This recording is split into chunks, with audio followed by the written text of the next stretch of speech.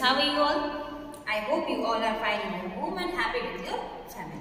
So dear students, welcome back in our online class. I know you want to come to school, but this corona is coming back and cases are increased. That's why we are start our online class. So it is online class. So today is your Sanskrit class. तो before the online class means जब हमने school का last day था हमारा, तब हमने हमारे 6th class के जो ये 13 चैप्टर है स ग्रीष्मा अवकाशे आगच्छति, ये मैंने ऑलरेडी स्टार्ट कर दिया था. Then I remember the 6th C class में ये 13 चैप्टर कंप्लीट हो चुका था. 6th B में मे बी स्टार्ट नहीं हुआ. 6th A में ये हाफ चैप्टर फिनिश हुआ था. Okay, we don't know about that corona. हमें नहीं पता था कि स्कूल सडनली इस तरह से क्लोज हो जाएगी. तो मैं अभी ये चैप्टर कंटिन्यू ही था और करवाने वाली थी, बट क्लोज हो चुका था. तो बेटा 6th C के स्टूडेंट्स को ऑलरेडी ये चैप्टर मैंने करवा दिया था. B में स्टार्ट नहीं हुआ, A में हाफ हो गया था. तो मैं इसी चैप्टर को आज कंटिन्यू करने वाली हूँ, बिकॉज एक A में हाफ और B में स्टार्ट नहीं हुआ. ओके बेटा, तो C क्लास वाले आप इस वीडियो को फिर से देख लेना, आपका रिवाइज हो जाएगा. ओके, और लेसन के फिनिश होने के बाद में इस लेसन से रिलेटेड सारी जो एक्सरसाइज है वो आपको सेंड कर दूंगी. ओके बेटा, तो open your text book and page number 67, 13 chapter स ग्रीष्मा अवकाशे आगच्छति.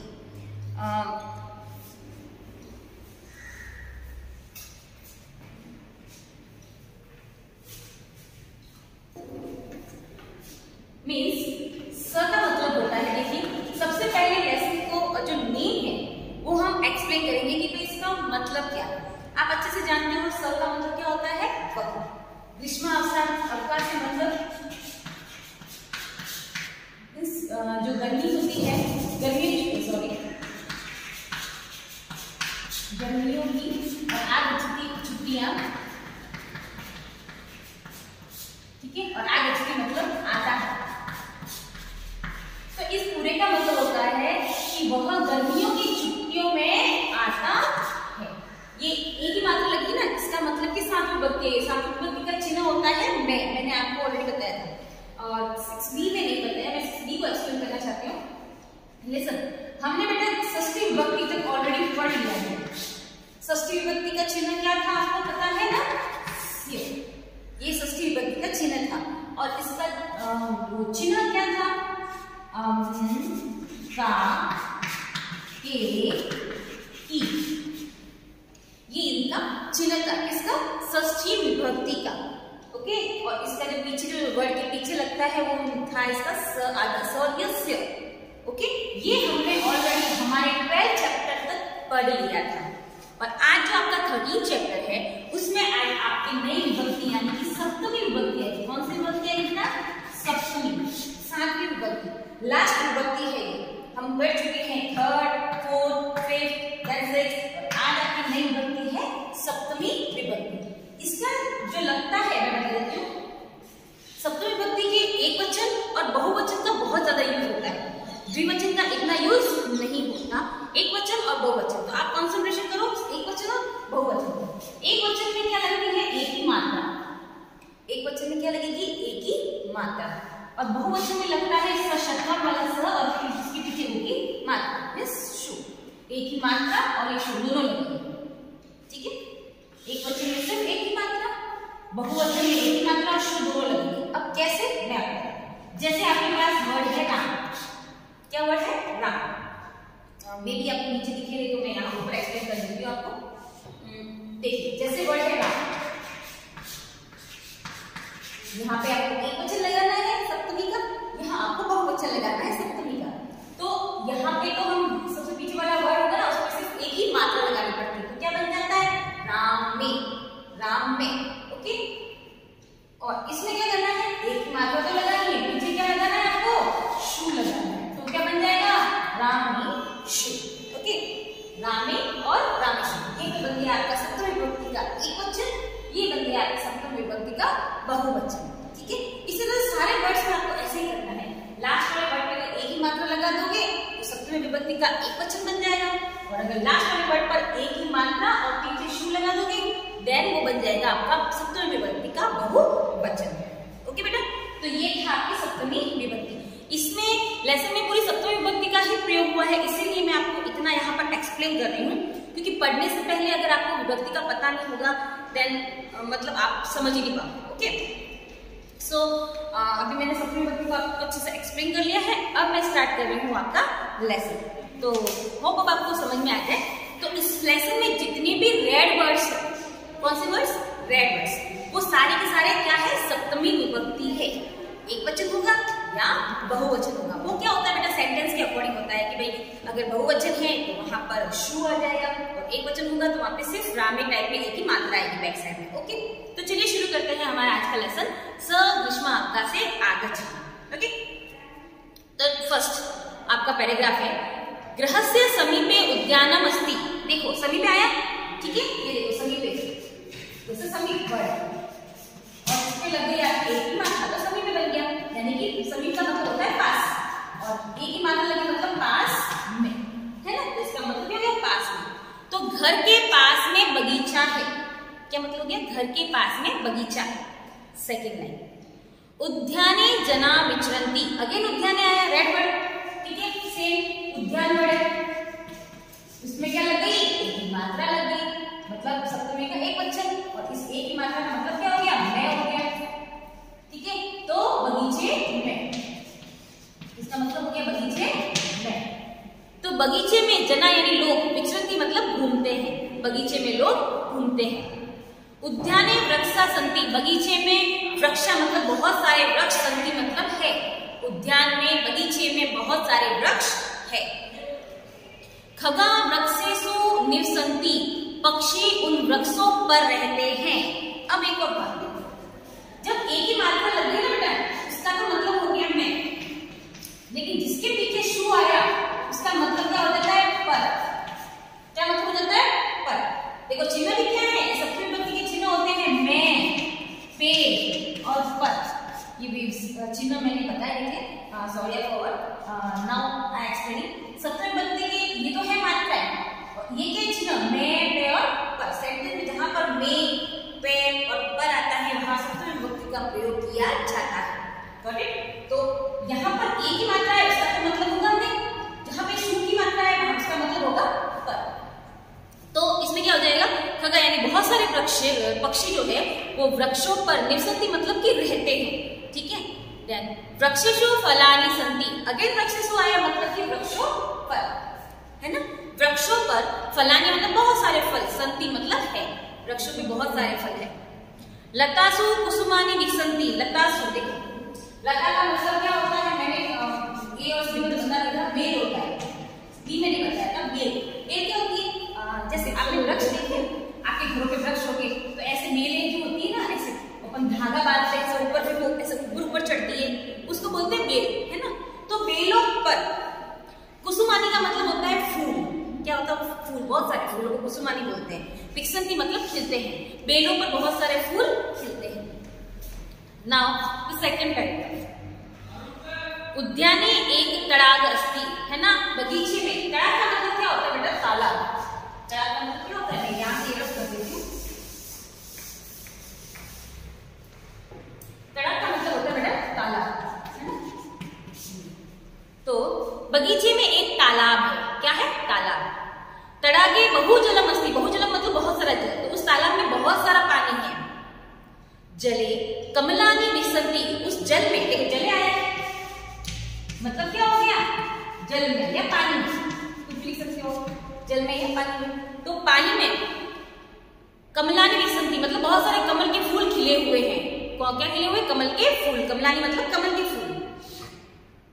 कमलेशु, अब कमलेशु आया, देखो अब आया है कमलेशु, वर्ड को ध्यान से देखो, ये आया कमलेशु, इस पर एक ही मात्रा लगी, उसके पीछे तो नहीं आया, शु लगा मतलब क्या आ जाएगा? पर आ जाएगा। तो कमल पर, कमलों पर, सॉरी बहुत सारे कमल के फूल, एक तो कमल नहीं तो कमलों पर, कमल के फूलों पर, सॉरी कमलों नहीं, कमल के फूलों पर, के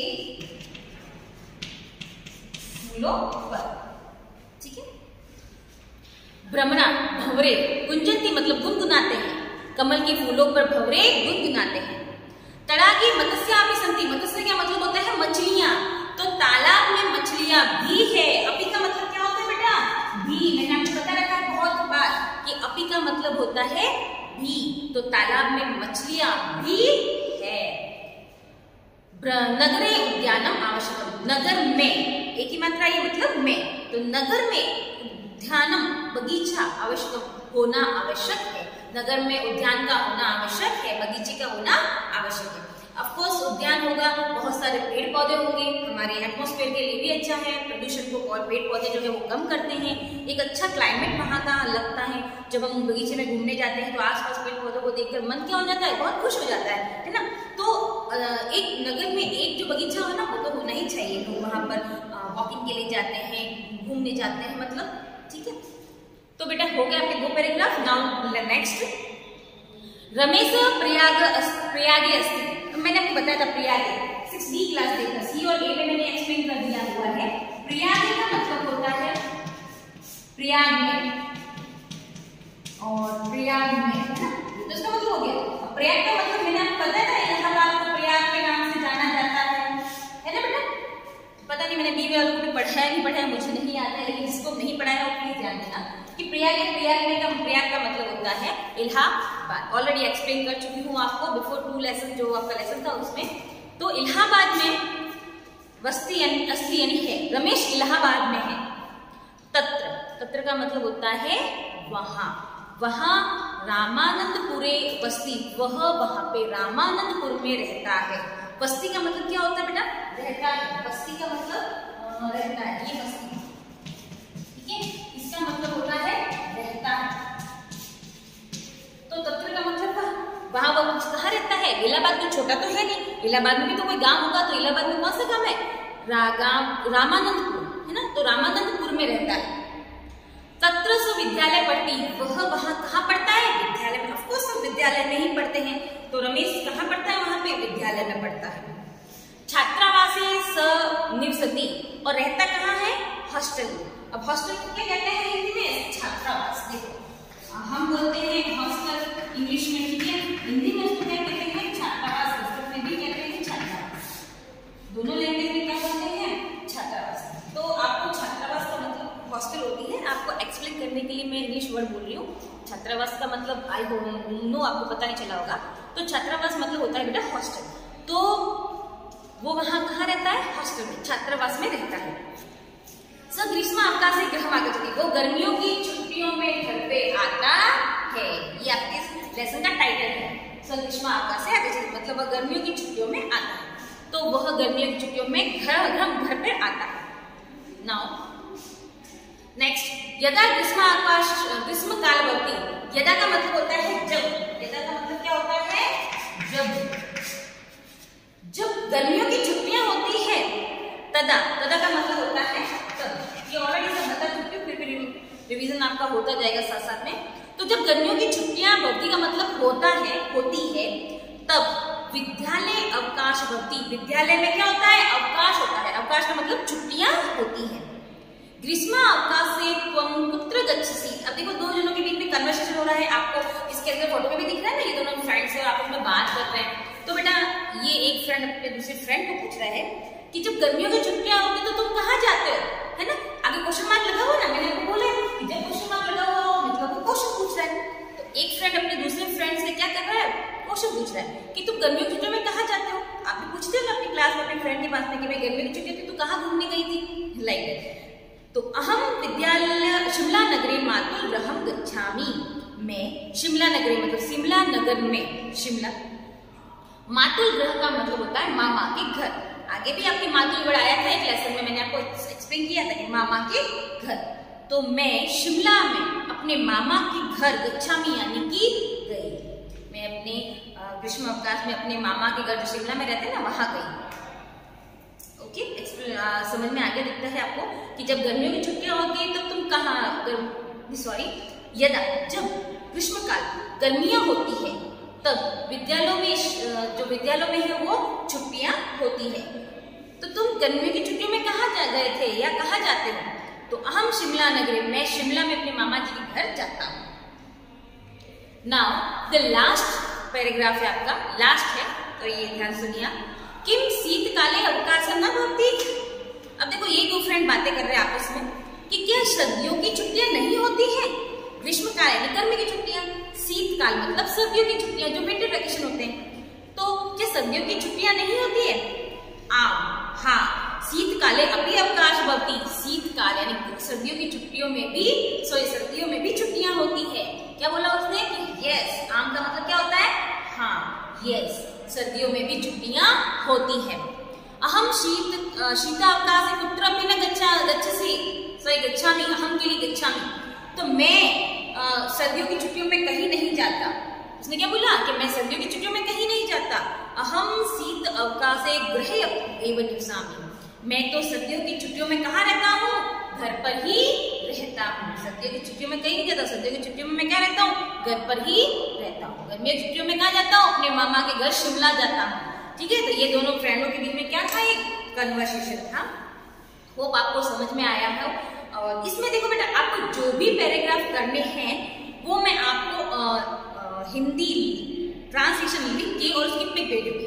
आपको सिर्फ क्या करना है? कॉपी करना है, ओके, और कॉपी करके और उसको अच्छे से लर्न करना है। जो भी एग्जाम से रिलेटेड आने वाले हैं उसको मैं आपको ट्रांसलेशन लिख के और सेंड कर दूंगी। ओके, कंप्लीट सारा ट्रांसलेशन नहीं भेजने वाली हूँ, बिकॉज आपके इसमें से 2 या 3 जो है उनकी ही आने लाइक, अगर मैंने ये दोनों दे दिए इधर, तो मैं इसको टिक करवा के और इसको मैं आपको ट्रांसलेशन का पिक सेंड कर दूंगी। ओके, तो जो पिक सेंड करूँ आपको वही करना है। ओके चिल्ड्रंस, तो होप आपको समझ में आ गया होगा। I will send your homework after some times. Till then, children, bye bye. Have a good day.